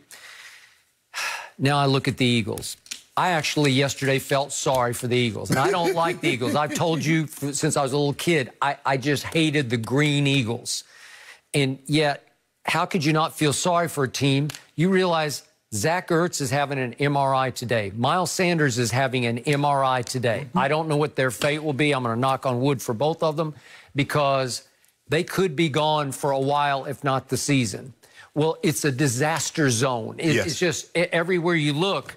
It's just like they're throwing up their hands saying it's not meant to be. Ertz was already having his worst year. He was. They seem to have lost rapport, and I don't know why. They seem to be out of sync. They do. Because there were throws yesterday that I thought Ertz should have caught, but it's so off rhythm that they're not on the same page somehow. And by the way, Carson Wentz made some good early throws. They got dropped. It was one deep throw, and he's throwing to backups now, third stringers. Yeah. And he looked like Dak Prescott yesterday in that they fell so far behind, and then he furiously rallied them. And he's actually kind of like Dak in that he's at his best when it's just hell-bent, like just throw it out. It's off script because Skip, he's running around, he's rolling left to right and throwing the ball on the move. Right, and he's still a big, strong kid, and he can run a little bit. And so he's a tough kid as far as being physically tough, as in I'm going to stick my nose up in there. I'm going to get the yard if I have to get it. Right. And yet, now they're calling for more Jalen Hurts in Philly because what's the stat? They've had 6 plays together with the 2 quarterbacks on the field, and they've averaged 18 yards a play. That's 109 total yards with the 2 quarterbacks. So are you going to see Jalen Hurts as a starter next week, like a co-starter? They're going to have him in the backfield? Skip, I guess no, I don't think you're going to see that. Well, if there's no Miles Sanders, you're going to have somebody run the ball, and Jalen can really run the ball. Yeah, I don't think you want those kind of problems, Skip. It's easy running the ball at the quarterback when you're scrambling as opposed to dotting the I and they toss it a pitcher. Trust me, at OU, they called his number a lot to run the ball on QB draws or read options. Skip, if I'm the Eagles, I can say, look, we just played 2 teams. The Steelers are undefeated. The Ravens have lost 1 game. They just had a tough stretch. You're right. Yeah. And we played it very close with the Steelers. I mean, they ended up scoring a late touchdown, if I'm not mistaken, Skip, and the score looked larger than what it actually were. And then we were only, we were a 2-point conversion away from tying the Ravens. So we can take some solace in that. But like you said, now with Miles Sanders getting an MRI and now Ertz getting an MRI, now it's reported that Deshaun might be back Thursday. I think they play Thursday night, Skip. Yep. He might be back. The Giants. Right. At Philly. Right. I guess that as long as you get back for your division game, Skip. So they might lose all the rest of the game, but if we can just hold on and win the division games, we got a chance of winning this division. But like I said, I just don't. This division is for the Cowboys. They will never get a better opportunity, Skip, to win a division. Washington is what they are. The Giants are what they are. Really, the only competition is the Eagles, but they're so banged up. If the Cowboys don't win this division this year, Skip, I don't know when they're going to win. Okay. Allow me to say I am not ruling out the New York Football Giants in this division. As what? As a division winner. And this is a big game for both the Giants and the Eagles on Thursday night because somebody's going to be left standing of those 2 teams. Right. It might tie. And then here we go. The Cowboys visit on a Sunday night. Again, before the year started, I thought the Eagles should win that game. Now, I don't know.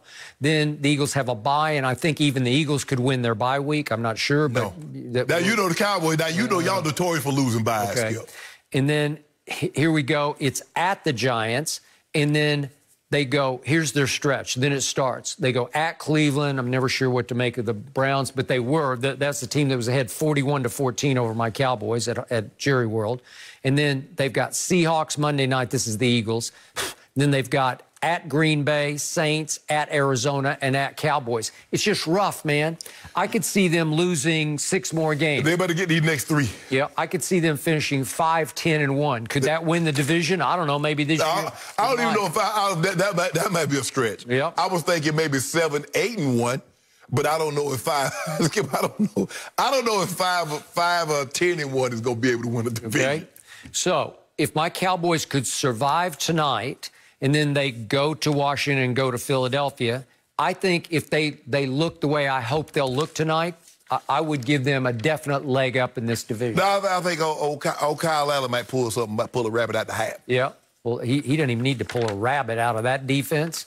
He could. Oh, yeah. But I'm not putting. He won't need any magic tricks against that defense. I'm not putting any trust in him. But by the way, Randy Gregory comes back next week, and all of a sudden my pass rush will be solidified, and it will be flying. Okay. Yep. Watch. We gonna see. We gonna see. No mercy. After trailing by 10 early, the Buccaneers put up 38 unanswered on the Packers and picked off Aaron Rodgers twice. The game was so far out of hand in the fourth quarter that both teams' backup QBs took the field to finish it off. And the Bucs are now 4-2 and lead the NFC South. So, Shannon, are the Bucs the best team in the NFC? I'm not really ready to put them over, especially with 2 losses ahead of Seattle. I think Green Bay had an off day. I still think Green Bay is the better team, but they played well. And even though they played well, I'm not ready to put them atop the NFC because last week, nobody thought they were the best team when they lost to Nick Foles. Nobody thought that. So after 1 week, this is where we are now. So I'm going to let it play out. I don't know. I'm sure you know who they play. You know who they play every week. So we'll see where they are. They're at Raiders. Oh, yeah, Monday night? Oh, yeah, they got this one. Oh, yeah, Derek. Old car. Old car. Oh, new car. He a new car. Oh, no, he a new car. He out there in Vegas, new stadium. Oh, John Gruden have red. Now, you know they play hard on Monday night. Remember what they did to the Saints on Monday night? And by the way, they got a revenge game against the Saints coming up soon at Tampa. Oh, you want revenge, huh? Well, after opening day, you throw them into the fire with no OTAs, no preseason games. Mike Thomas will be back by the end. Huh. Okay. Yeah. So, look, I think they're Seattle. I'll put Seattle, Green Bay.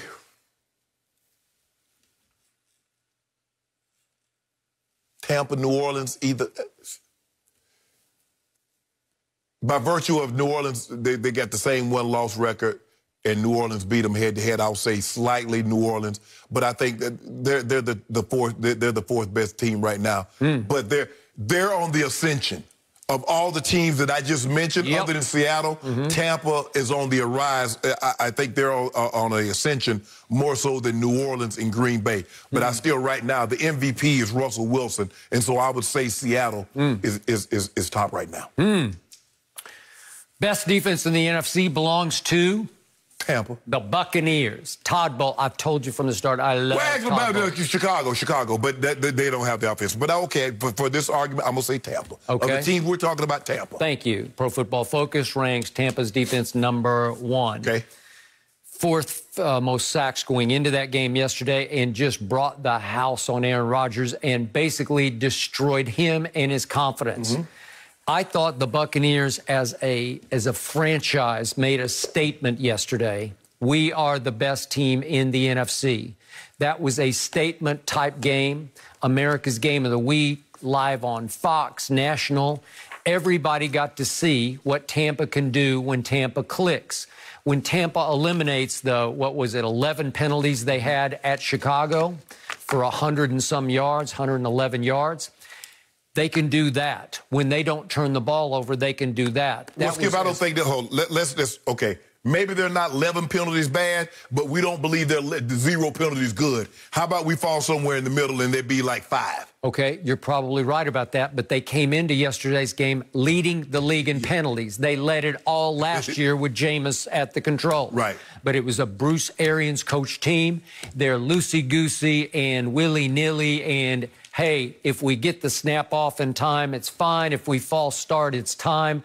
There seemed to be no payment, no fear of retribution if they made mistakes. Right.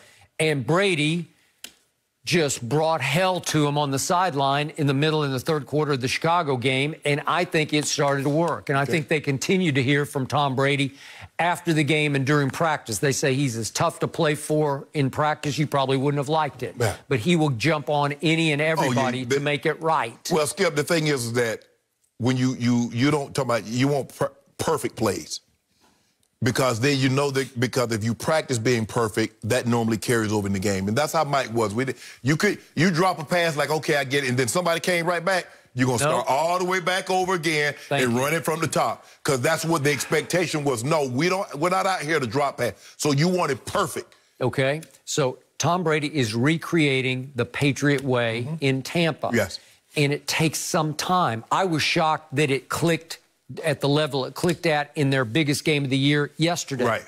That was impressive. So you have no penalties, no turnovers, no sacks, and you go 4 for 4 in the red zone. That'll work. That'll win a lot of games. Right? Yeah. Okay. So the team I saw yesterday has the potential to be the best, and I think yesterday showed you it is now playing the best of any team in the league.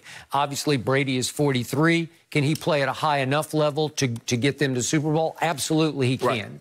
Well, the thing is, Skip, is that points are going to come at a premium against that team. Now, obviously, they'll have some lulls and where you're because you look at him, you're like, man, look at what he did to Aaron Rodgers, and then you watch Justin Herbert go in there and he threw up 31 like it was in the blink of an eye. So they're going to have off games. The question is, okay, when they have an off day, can Tom be Tom Brady and go get you 38? When he needs to score, because, you know, he got 38 yesterday, Skip, with 166 passing yards. He will need to get 38 on 350 or maybe even 400 passing yards. What did he do against the Chargers? They're down 24-7, and he threw for, what was it, 350? Right. And 5 touchdowns to 5 different receivers. So that's what he's going to have to do. You play Drew Brees, you play a Russell Wilson, you play one of these top teams in the NFC. He's going to have to be Tom Brady and hope in the defense be what they are. Why did Tom Brady suddenly shockingly choose Tampa? 2 Pro Bowl receivers, one of whom has been hurt for a while, and Mike Evans, who's been gimpy on a bad ankle, and Chris Godwin just came back yesterday. And he had a couple of nice catches, but watch what starts to happen with Chris Godwin. Skip, I think he has a better rapport with Godwin because Godwin is a guy that runs, his route running is a little better than Mike Evans. Mike Evans is more of a jump ball. He is. Throw it to me, I'll jump up and make a play for you. And Tom is really not there, you Skip. That's not Tom. If you look at Tom, it's like, I expect you to be here. It is in the red zone. Right. Yeah, And Gronk took his place in the red zone yesterday. So moving forward, it's a work in progress, but you see it's starting to click. It's starting to build. They're starting to design ways because, as Bruce Arians says, this offense is really not designed for the tight end, but they're designing ways to get him the ball. They are. Because they feel like, you know, Tom is different. Tom is much better quarterback when he's throwing to the tight end. So let's find a way to come up where we can get Gronk involved, and that'll open everything else up. And I thought Fournette would slowly but surely replace Rojo, as in Ronald Jones. Now that ain't happening. I don't think so, because Ronald Jones is impressing me and surprising me with his strength and his power and his will. Well, remember Bruce Arians said we like Rojo. Yeah. Well, he stuck by him. He was correct about that. So will Fournette, again, will Rojo get banged up at some point? He probably will. Everybody gets banged up. So who y'all play next week? Who Tampa play next week? At Raiders. Oh, yeah. We got that. You got that? Yeah. Okay, we talk about that on Friday. Yeah. Okay. We'll talk about that later in the week. Thank you. We'll talk about that later. Here we go. Okay, Gruden have ready. You know Gruden have them ready. Did I not pick Tampa to win it all? And I think now you're starting to fear, uh-oh, he was right again. Yep. Something's going on in Tampa. That was a good point. In Russ, I trust. No mercy. How about this one? In the Dolphins' 24-0 win over the Jets, we finally got to see Tua Tagovailoa make his NFL debut. The rookie QB came in on the final drive and completed 2 passes, including 1 for first down before the clock ran out. And after the game, Tua returned, sat on the field, FaceTiming his parents to soak it all in. Guys, considering his journey and the injury and just seeing him on the field, the emotion there, he's a special, special player. Shannon, when should Tua become the starter? Not anytime soon. Skip, I don't know if anybody noticed, the Dolphins are playing extremely well. Ryan Fitzpatrick has been playing out of his mind. And you know we have this Fitz magic. Skip, there's an outside chance that they could possibly get a wild card now. Can they overtake Buffalo or overtake New England for that? Well, right now they're in front of New England for the division. But there's an outside chance they can get a possibility of being a wild card. So I'm not doing anything. I'm 3-3 right now. I'm sitting pretty good. I think they got one game, and then they got the bye week coming up. Had they been 2-4, they're 1-5, I think this is the time to go to Tua. But I don't think they're going to Tua anytime soon, especially with as well as Fitzpatrick is playing. By the way, I've never seen a young player commemorate his first game action, even in mop-up duty, by going back out and sitting where your drive stalled at the 15-yard line and just soaking it all in and then FaceTiming your parents. Well, considering the journey that he probably wasn't even supposed to be playing with that hip injury, because Bo Jackson had that hip injury, and he never played another down. So how can you take a kid 5th overall when you're that shaky about his future? Modern medicine has done amazing things. You know and I both know, Skip. Back in the 70s, you got an ACL injury, that was a death sentence. You got an Achilles injury, your career was done. And now with the advent of medicine and the way these guys train, hey, guys can come back better than ever. Tua's going to be just fine. So where are you going with Fitzmagic? What does it all mean? Okay, what if you steal a wild card spot? Okay, we steal a wild card spot. And then we got to do it next year. Well, if you're so high on Tua, which you have been all along, and I have not been, why wouldn't you just, at some point, just throw him into the fire in the next game or two? When they drafted Ben Roethlisberger, he didn't start the season. Tommy Maddox got knocked out. When they drafted Phillip Rivers, he didn't start the season. It wasn't until Drew Brees got knocked out. Drew Brees had to end up getting his shoulder ripped out for Phillip Rivers to play. What about Eli? Eli was the #1 overall pick. Kurt Warner started. It wasn't until they started to slip that Eli got in there. What about Peyton Manning? What about Joe Burrow? Whoa, Skip. What about? Hold on. So, okay. And what happened to your guy? Our guy, Troy, started. And then what happened? What about Dak Prescott? Dak Prescott got in there because Tony Romo got hurt. You make it seem like he beat Tony Romo out. Don't do that, Skip. He did. He did not. Kept him out. Okay. Right. Well, right now, Fitzmagic is keeping Tua out. But once Tua gets in, once Tua gets in, it's over. Okay. It may not be Tua time yet, but the future is bright. Good stuff, guys. We're back same time tomorrow morning. Have a good day, everyone.